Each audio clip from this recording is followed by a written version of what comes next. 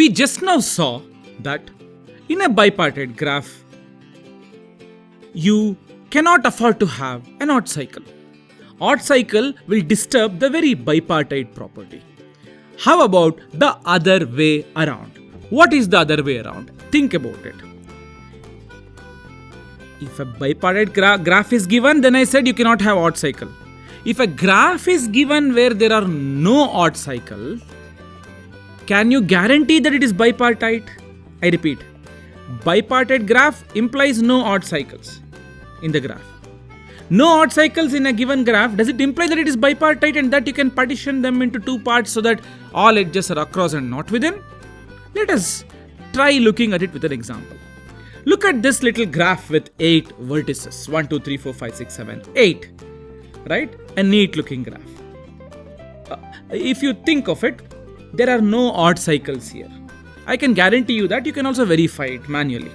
Right? Okay. Now, look at this. Let me take some vertex here. Let's say 5. And let me write down all the vertices adjacent to 5. That is, those vertices of distance 1. Distance 1 means shortest path is through a single edge, which is 4, 6 and 8.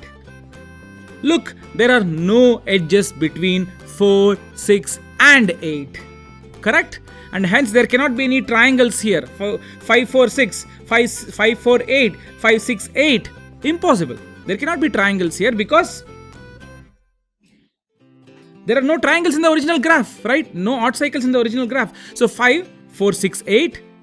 At the first level, whatever are the vertices, I'll enumerate them like this. And then I will go to the next level, level 2. So let me call 5 as level 0, 4, 6, 8 as level 1. Any vertex that is right adjacent to 5 is L1. Any vertex that is adjacent to the elements of L1 but not adjacent to 5. Because all vertices adjacent to 5 are already listed. Correct? So L2 will be 1, 3, 7. And similarly L3, what is L3? Nodes that are 1, 2, 3 units away from 5. Shortest path between 5 and that vertex should be 3. There is only one such vertex, namely 2. Now look at this. I'll put 5 in the left wing and then all its adjacent vertices on the right wing. And all the elements of level 2 in the left wing and all the elements of level 3 in the right wing. Now, my claim is, my observation is there cannot be an edge within the wing here. Wing is basically this box, right? Within the box there is no edge because if there was an edge within the box, it means either there's an edge at the same level or there is an edge across 2 or more levels.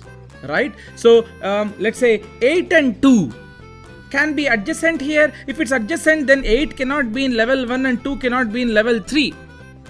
Correct? Because the distance from 5 to 2 is 3. Revise the notion of distance if it's not clear to you. So, what am I trying to show here? In general, I actually gave a general proof that whenever a graph G is given, if you start from some vertex, not necessarily 5 here, some vertex, and write down the next level, and then the next level, and then the next level, if you don't find any edges within each of these levels, then it means there are no odd cycles, and you can alternatively put these levels into the boxes left and right, and the graph will magically become bipartite.